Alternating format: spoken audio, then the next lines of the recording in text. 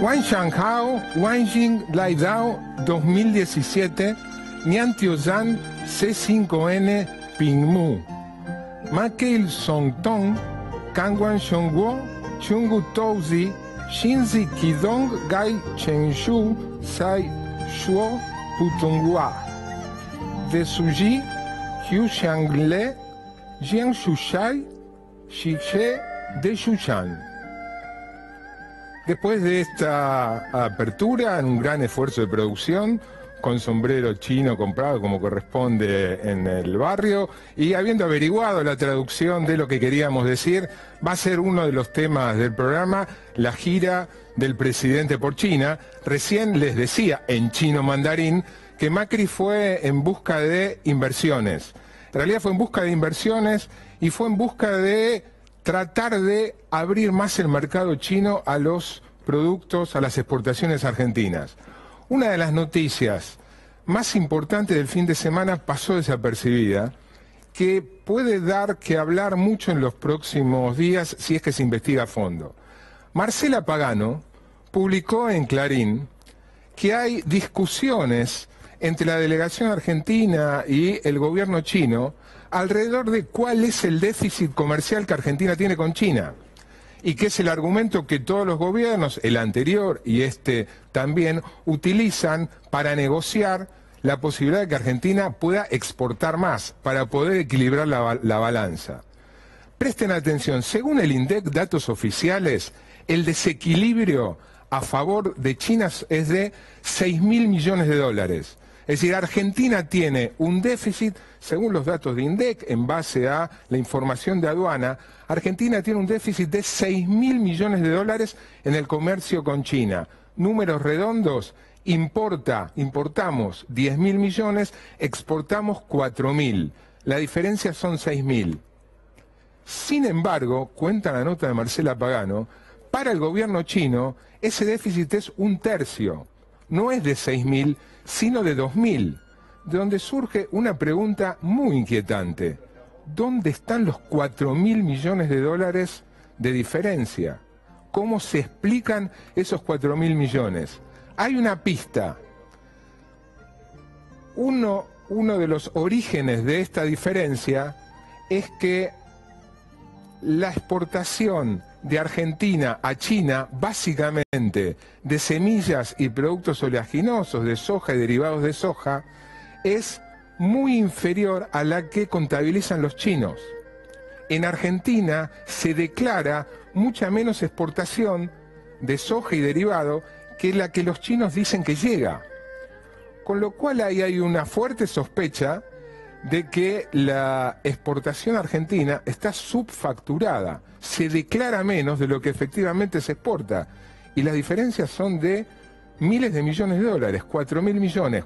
¿Cuál podría llegar a ser el motivo de que se declare acá menos exportación de la que efectivamente llega a China? Pagar menos impuestos, pagar menos retenciones que la soja todavía sigue teniendo. Eso como un dato, una nota, una noticia que pasó desapercibida, y creo que deberían dar explicaciones del por qué semejante diferencia, repito, 4.000 millones de dólares. El programa hoy lo vamos a dedicar en buena parte al tema China, y también vamos a hablar de la otra noticia del día, que es que un nuevo dirigente del Frente Renovador cruzó de vereda y se sumó al randacismo. Ya está acá en el estudio Alberto Fernández, ex jefe de gabinete del gobierno anterior, y ya anunciado como el jefe de la campaña de Randazo, para la que se supone va a ser la interna del peronismo en la provincia de Buenos Aires. Vamos a abordar China desde el punto de vista diplomático, las negociaciones, desde la macroeconomía, pero ustedes no se dan una idea de lo presente que está China, no a nivel de la alta política, de la diplomacia, de la economía, sino lo presente que está China en la vida cotidiana de todos nosotros. Para tener una idea de cuán presente está, los invito a que leamos juntos un cuento chino, que puede ser el cuento de la vida cotidiana de cualquiera de nosotros. Un cuento chino que dice así: sonó la alarma del despertador de su celular, marca Huawei, fabricado en China, y se levantó. En el baño se dio una ducha, en la cabina con hidromasaje musical, marca Sensi Daqua, que Sodimac importó de China y que se pudieron ver en los suplementos del fin de semana, anunciando en un catálogo productos en su mayoría de China. Después de la ducha se cambió y se calzó las Adidas de origen chino. Después fue a la cocina a desayunar, calentó agua para el mate en una jarra eléctrica Nex, también promocionada en estos días, de origen chino, y se hizo unas tostadas con el pan elaborado con harina producida por Noble. Noble es una de las principales empresas de alimentación del mundo, gigante que fue absorbido ¿por quién? Por el conglomerado chino COFCO, que son las iniciales de la China National Cereal Oil and Foodstuff Corporation. Untó esas tostadas con manteca que sacó de la heladera marca Peabody, pero también fabricada e importada de origen chino. Se sentó a desayunar en la mesa con sillas plegables de la marca china Costco que había comprado en Sodimac. También desde China se traen, bueno, ya lo contamos acá algunas semanas atrás, ¿no? La cantidad de productos incluso de tamaño grande como mesas y sillas importadas desde China. Mientras tanto veía las noticias, mientras desayunaba en su notebook Lenovo, la compañía que los chinos le compraron a IBM. La conexión con el Wi-Fi se hacía a través de un módem Huawei, una marca que está creciendo, incluso ya llegó a las camisetas de Boca y River. Antes de salir, pensando en la noche, el protagonista de este cuento, que podría ser tranquilamente vos, puso un buen vino en una cava Whirlpool importada de China, también promocionada este fin de semana en uno de los tantos catálogos que acompañan los diarios. Se dirigió al garage y se subió a su flamante Lifan. Lifan es un auto que se fabrica en China, que está importándose a la Argentina, producido por un holding, y el holding en China, el conglomerado, es tan grande que hasta tiene un club de fútbol. En ese club de fútbol jugó Omar el Puma Gigliotti, el que erró aquel famoso penal contra River y que hoy es el 9 de Independiente. Se subió al Lifan, cargó nafta en una estación de Action Energy. Action Energy es una empresa controlada por Pan American Energy. Y Pan American, ¿a quién tiene como socio? Tal grupo Bulgeroni argentino, en sociedad con el conglomerado China National Offshore Oil Corporation. La nafta que cargó en Action Energy bien pudo haber sido producida con el petróleo que Pan American extrae en Cerro Dragón, que es uno de los yacimientos más grandes del país. No quiso ir hasta el centro en este cuento con su auto, sino que transbordó en la estación Vicente López y se tomó el tren Mitre hasta Retiro. La formación de ese tren era una de las que trajo Randazzo desde China. Ya en la oficina dedicó casi todo el día a arreglar un problema que tenía su empresa con el ICBC, el Industrial and Commercial Bank of China, uno de los más grandes del mundo. Y tuvo que firmar cheques y documentos con su lapicera Parker fabricada en China. Antes de emprender el regreso a su departamento, fue un after office con una compañera del trabajo. Aprovecharon el 2x1 en cerveza y ¿qué eligieron? Se tomaron una Tsingtao. Aunque no lo crean, también estamos importando cerveza desde China. Él se fue caminando hasta Retiro para volver a tomar el tren y ir hacia su auto que había dejado en Vicente López. Ella se fue a su casa en su moto de marca y fabricada en China, Kymco. No tenía mucha hambre, pero igual pasó por el supermercado chino a comprar algo para picar con el vino que más temprano había dejado en la cava de origen chino. Terminó el día viendo un programa, bien podía ser este, que trataba sobre la visita de Macri por China en su televisor Philips, que es una muy conocida marca holandesa, pero que fue comprada ¿por quién? Por los chinos.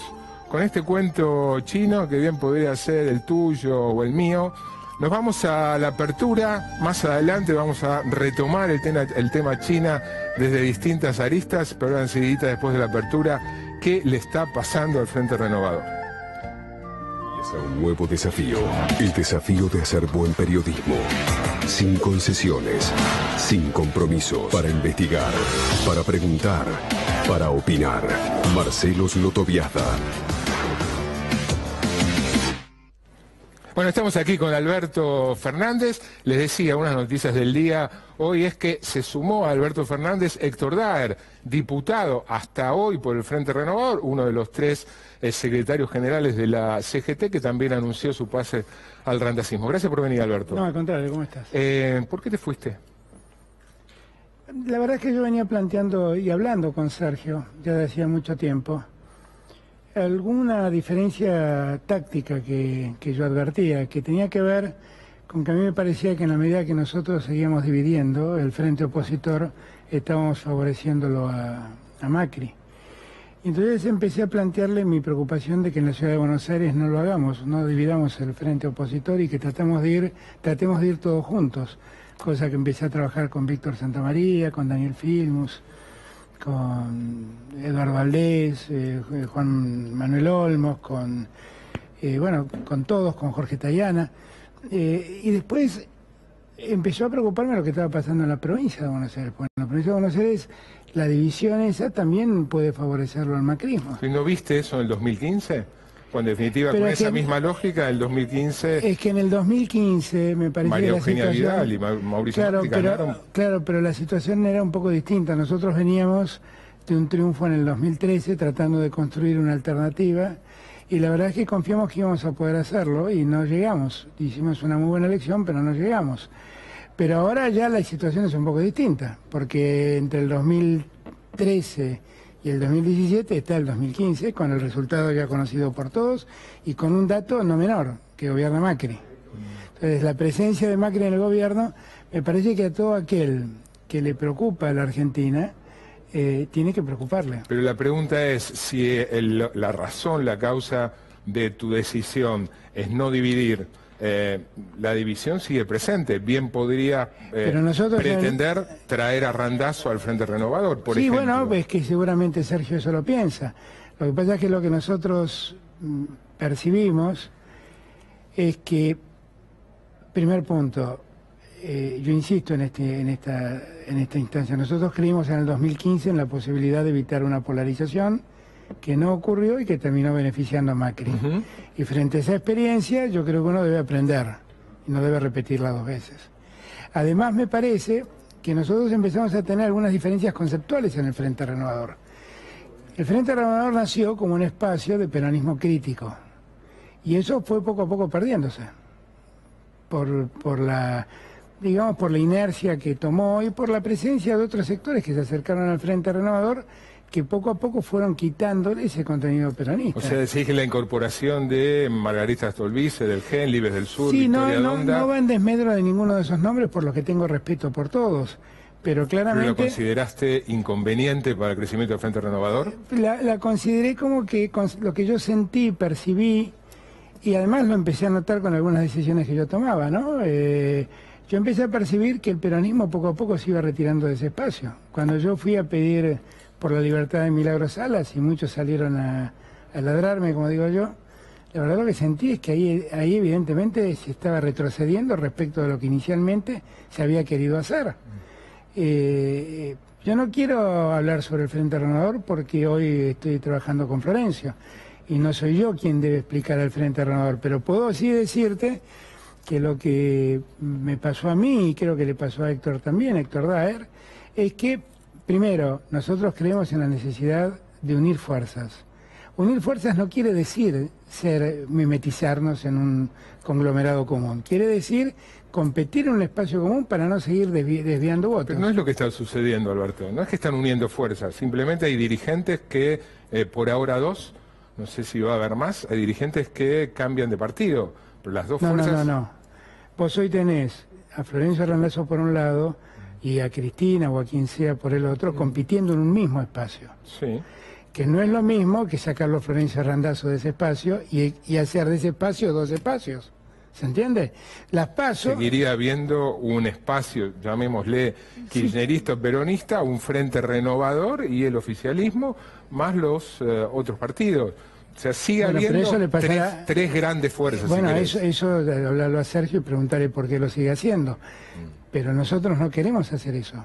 Por eso estamos planteemos nuestras diferencias dentro del espacio del Partido Justicialista y sus aliados, porque yo soy de los que cree que el peronismo solo no alcanza, pero sin el peronismo no se puede.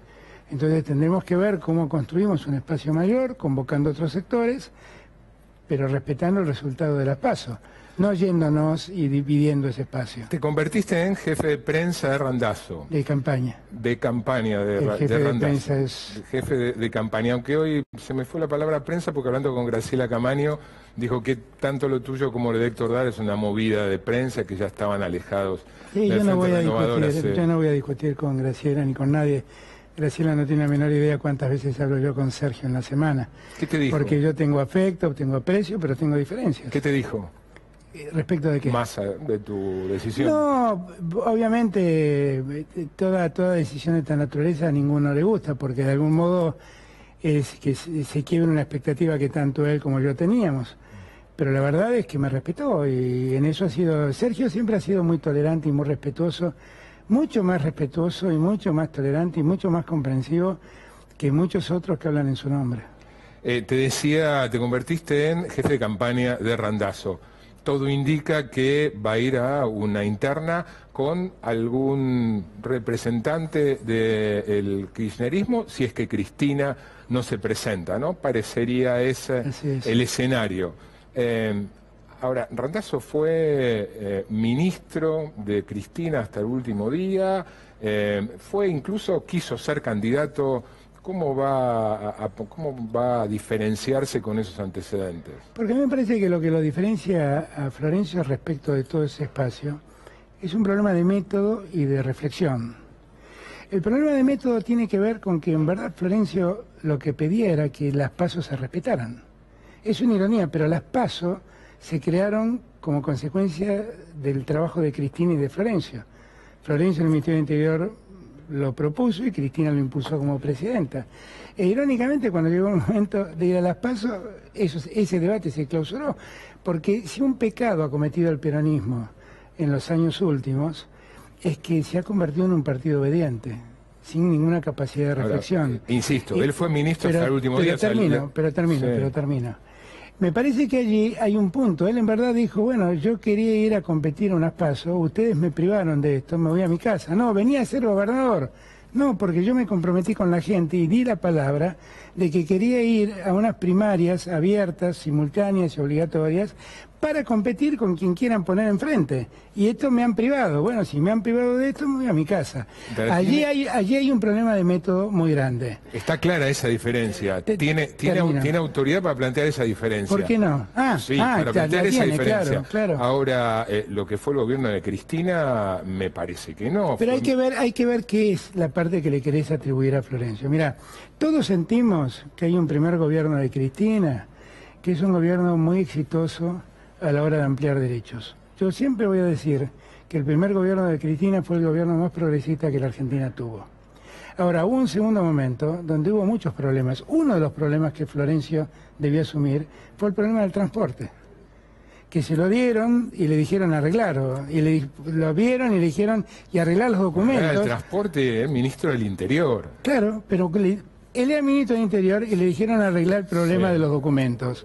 Y los arregló con un contrato muy escandaloso que no era de nuestra gestión, que venía con el famoso caso Siemens.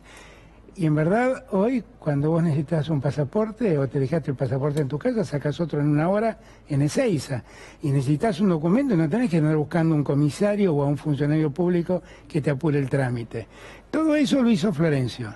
Florencio también le dieron el problema del transporte ferroviario. Todo eso es conocido. Y lo ordenó, claro, pero vos me lo estás preguntando, déjame que te lo explique, porque si no... Digo, Florencio finalmente se hizo cargo de todo eso e hizo una enorme transformación en esa materia. La pregunta, trato de entender, vos qué me decís, que Florencio es responsable de las cosas que hoy criticamos. Y, por haber compartido ese gobierno desde un cargo muy estratégico. Sí, pero a mí no me y parece justo, porque en su tarea de ministro él cumplió acabadamente sus funciones. Y hizo mucho más de lo que se esperaba que se hiciera. Nadie esperaba que un ministro del Interior se tenga que hacer cargo de los trenes, y se hizo cargo. Bueno, es que por eso lo marco, porque me parece que vos lo estás cuestionando. Ahora, ¿qué tiene que hacerse cargo? Se tiene que hacer cargo de los errores que se tuvo en economía, se tiene que hacer cargo del ocultamiento de la pobreza, se tiene que hacer cargo de que Marcelo... Y compartir un gabinete que... No, ahí eso me parece que es muy perversa, me parece que es una lectura muy perversa. Porque esa lectura, digo, vos la haces desde otro lugar, pero a otro le sirve para decir que ha habido una suerte de corrupción sistemática donde todos son culpables porque hubo un corrupto. Y eso no es justo, eso no es justo. Un ministro tiene tareas que cumplir y tiene tareas limitadas y tiene espacios limitados para cumplir. Y me parece que cuando eso se pierde, empezamos a calificar y a descalificar a todos por igual. Yo, por ejemplo, niego sistemáticamente que el gobierno de Cristina o el gobierno de Néstor haya sido un plan sistemático de corrupción, como muchos plantean. Pues está lleno de gente honesta, que no participó en ningún robo. Ahora, sí, hubo sinvergüenzas y delincuentes como López, que son sinvergüenzas y delincuentes que se aprovecharon de un cargo para hacer esas cosas. Del mismo modo, no me parece justo decir que uno por haber estado allí es responsable de lo que pasó en la economía o de lo que pasó en el INDEC, porque no es justo, simplemente no es justo. No podés manifestar críticas formando parte de un gobierno. ¿Cómo que no? Sí. No las hizo, y si temas tan sensibles. No, pero como... Florencio en los temas que recibió sí los hizo. Y con todo lo que le tocaba recibir y hizo planteos muy precisos sobre lo que recibió en materia de transporte. No es justo eso. ¿Imaginás una interna muy peleada, salvaje, la que hubo para gobernador entre Domínguez y Aníbal Fernández? Yo espero una interna razonable. Digo, ¿Esperás? razonable quiere decir que podemos debatir cosas. O sea, nosotros, lo que yo siento es la necesidad de dar un paso adelante y no de retroceder. Yo lo que siento es que del otro lado lo que me están proponiendo, como todo futuro, es volver para atrás. Y yo al atrás lo miro y trato de sacar lo mejor del atrás. O sea, ni Florencio ni yo renegamos plenamente. Las críticas nosotros tenemos. Ok, mira, me voy a poner yo, ya con Florencio hablarás, pero me voy a poner yo. Las críticas que uno tiene para con los años de Cristina no son las críticas de Macri. Es más, tal vez lo que Macri le critica es lo que uno le pondera a Cristina. Son otras críticas que tienen que ver con un posicionamiento de alguien, de un espacio político que dice querer defender a los que menos tienen y convive casi displicentemente con una inflación que existía. O los que dicen me preocupan los pobres y los invisibilizan en las estadísticas. O los que dicen me preocupa la frivolización de la política y lo ponen a vudú de vicepresidente. Entonces, esas críticas son críticas que uno hace porque uno que trabajó con Néstor sabía de la preocupación que existía por el superávit fiscal, por el superávit comercial, por la acumulación de reservas, por la inflación, por todas esas cosas que después pareciera ser que el gobierno se animó a convivir con eso. Ahora, reflexionar sobre eso que pasó es algo que debemos hacer si es que queremos convencer a la gente. Porque si no, la gente va a decir, ¿pero qué es lo que me están proponiendo? Hacer de cuenta que nada pasó. ¿Qué crees que va a hacer Cristina? ¿Qué rol considerás que debería tener Cristina? Cristina es una dirigente política enorme. Yo lo que creo... ¿Imaginás el enfrentamiento de Randazzo con Cristina? Es una de las posibilidades. Ahora, yo no sé, nunca nadie me pidió opinión sobre el tema, pero tal vez Cristina podría ayudar mucho no participando de esta contienda. Porque me parece que con esta contienda, lo que estamos con Cristina en el escenario, vamos a perder mucho más tiempo discutiendo el pasado que lo que nos pasa. Y la verdad, lo más grave es lo que nos pasa. Fíjate, en esta charla que tuvimos, tu preocupación es ver cómo explicamos a Cristina. Y en verdad no me preguntaste nada sobre cómo explicamos lo que está pasando con Macri. ¿Vos te das cuenta de lo que pasa cuando Cristina aparece? Y el problema es Macri. Bueno, el problema, no, pero si no te lo estoy recriminando, es lo que pasa, es lo que objetivamente pasa. Yo te estoy planteando lo que va a suceder una vez que se lance la campaña, y yo lo entiendo. Pero sea con Cristina, con Magari, o con Scioli, con Insaurralde, bueno, con cualquiera, que esté enfrente. Yo lo que quisiera es que con cualquiera que estemos enfrente podamos debatir las cosas que tengamos que debatir, pero que no perdamos de vista lo que nos está pasando con Macri, que es el verdadero problema que tenemos. Porque si no vamos a convertir la interna bonaerense en una disputa de poder, que algo de cierto tendrá, una disputa de poder, pero estaremos descuidando lo que pasa con Macri. Los números, yo te estoy escuchando, recién te acuerdo, esos informes y esos llamados a la reflexión que vos haces en el caso reciente, en el caso chino. Pero nosotros hemos visto caer un país nuevamente en una inflación que lejos de resolverla la están multiplicando, en un déficit fiscal que lejos de resolverlo lo están haciendo crecer. Estamos en un país donde, como todo remedio para la inflación, nos están proponiendo parar el consumo. Y en ese mismo país el 70% de lo que se produce es consumo interno. Entonces paran el consumo, paran la producción, generan desempleo, multiplican la pobreza. Es una cosa tan simple de explicar. Ahora, nosotros estamos discutiendo qué hacemos con Cristina y Macri, gracias a eso, evita que hablemos de estas cosas. Con ese escenario que vos describís de la actualidad, según casi todas las encuestas, en la provincia de Buenos Aires, que no es un bastión donde el oficialismo tenga mucha fuerza, estarían obteniendo no menos de un tercio de los votos, ¿no? 35% de la Macri, el candidato de Cambiemos. El oficialismo. ¿Cómo se explica eso? Se explica muy fácil, eso es un frente antiperonista y eso es lo que el antiperonismo siempre tuvo.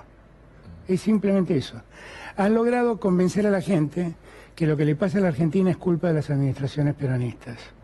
Y lo que nunca cuentan es que Alfonsín se fue del gobierno dejando 5.400 puntos de inflación. Yo aclaro que tengo por Alfonsín un cariño entrañable, trabajé con él y guardo por él el mejor recuerdo. Hizo muchas otras cosas muy importantes, pero la economía la dejó en esos términos. Y se olvidan de lo que hizo de la Rúa y la Alianza en 2 años de gestión, el destrozo económico que dejaron. Entonces, claro, vienen graciosamente y te dicen personajes que no tienen nada para perder. Bueno, el problema es lo que el peronismo, el tiempo que ha gobernado el peronismo. Yo tengo muchas críticas a lo que hicimos. Yo estaba escribiendo un libro que me pidieron de Chile junto a Carlos Ominami y a Marco Aurelio García, y algunos, creo que José Nathanson escribe también en ese libro, y yo planteo justamente que uno de los mayores cuestionamientos que hay que hacerle al progresismo en América Latina y al kirchnerismo en Argentina es que con 12 años de manejo del poder no haya cambiado las estructuras económicas y hayan dejado al país nuevamente dependiendo de las exportaciones de la producción primaria y no habiendo favorecido o logrado una industrialización mayor de la economía. Ahora, esas cosas, ¿qué hacemos? ¿Las negamos? ¿No las discutimos? ¿Decimos hicimos todo bien? No, porque si decimos eso nadie nos cree. Nadie nos cree. Y yo creo que esas cosas hay que planteárselas a la gente. Hay que planteárselas, porque tuvimos una oportunidad y dejamos pasar esa oportunidad en estas materias. Vos, por ejemplo, has sido un crítico feroz en todo este tiempo de por qué no cambiamos el sistema impositivo. Yo sé que no es fácil cambiarlo, pero pudimos haber hecho algo en 12 años y no lo hicimos. Terminamos con Cristina cobrando el impuesto a los que trabajan y cobran un salario. Te estás también lanzando, mientras sos jefe de campaña de Randazzo, a una precandidatura en la ciudad. ¿Eso se va a configurar como...? Mirá, en la ciudad yo tengo la misma aspiración que nos hemos... Yo le planteé a Florencio que yo quiero ayudarlo en la provincia porque allí hay una batalla muy importante, pero que no quiero descuidar el esfuerzo que estamos haciendo en la ciudad. En la ciudad también tenemos que hacer el esfuerzo de no dividirnos para que no se convierta esto en una disputa entre 2 oficialistas, uno de ellos disfrazado de opositor, que es Martín Lustó, con el cariño que le tengo, pero es así. Entonces, yo estoy trabajando en eso. Hay muchos compañeros que dicen que yo debo ser candidato. Mi candidatura no es condición de nada, realmente, no es condición de nada. Si yo he estado todos estos años predicando en el desierto más feroz al que fui condenado. ¿Están tratando de armar una PASO en la Ciudad de Buenos Aires? Estamos tratando de organizar un espacio común, lo mismo que en la provincia de Buenos Aires, donde no se vayan los votos de allí, donde entendamos de una vez por todas que las PASO son un sistema formidable para debatir internamente y respetar los resultados. ¿Cuándo fue la última vez que hablaste con Felipe Solá? Hoy. Cambiamos mensajito de texto, porque andaba medio enfermucho y le pregunté cómo andaba. ¿Y va a seguir tus pasos? No lo sé, yo no voy a hablar por Felipe. Yo tengo por ¿Están Felipe, tratando de convencerlo? Yo tengo por Felipe un cariño entrañable, la verdad, y es una de las personas que más respeto en política. lo digo de corazón. Él ha sido el mejor gobernador que yo he visto en Buenos Aires. Y la verdad es que le tengo un enorme respeto. ¿Quién no lo quiere tener a Felipe?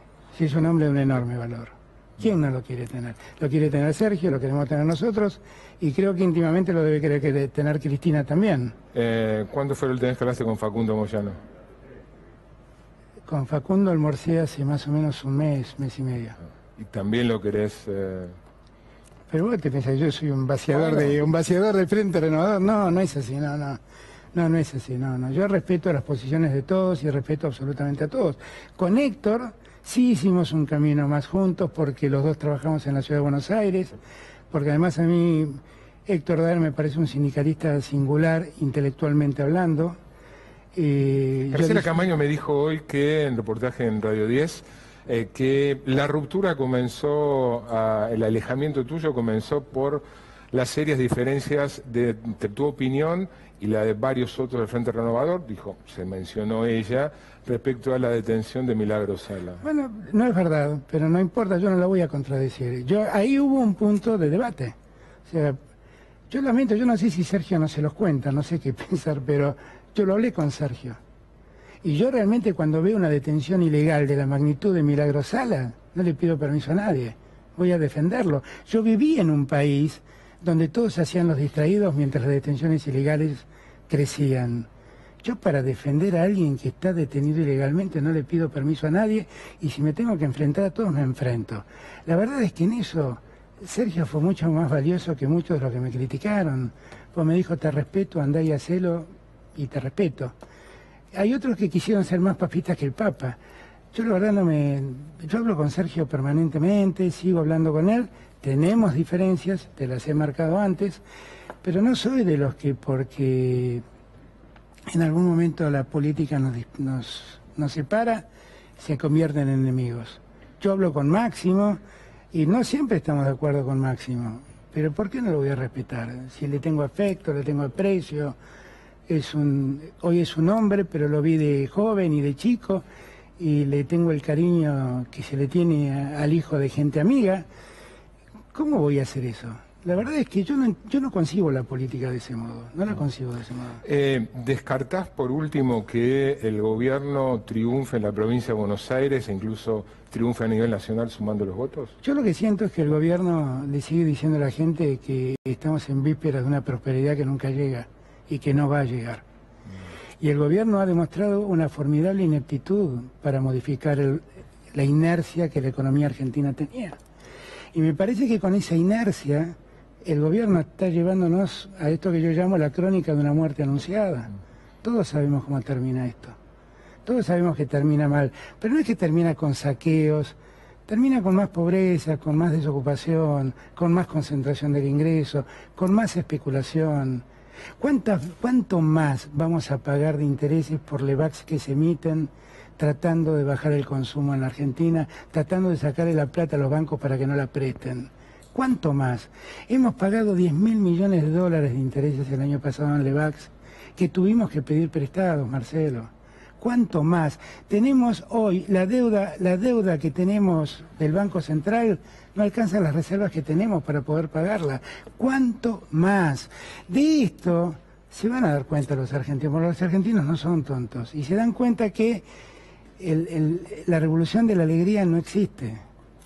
Alberto, gracias por venir. No, gracias Marcelo, gracias por invitarme. Vamos a un corte y cuando volvamos con José y algunos otros especialistas vamos a tratar de entender algo muy importante que está pasando, nada menos que la relación de Argentina con la potencia emergente del mundo, con China.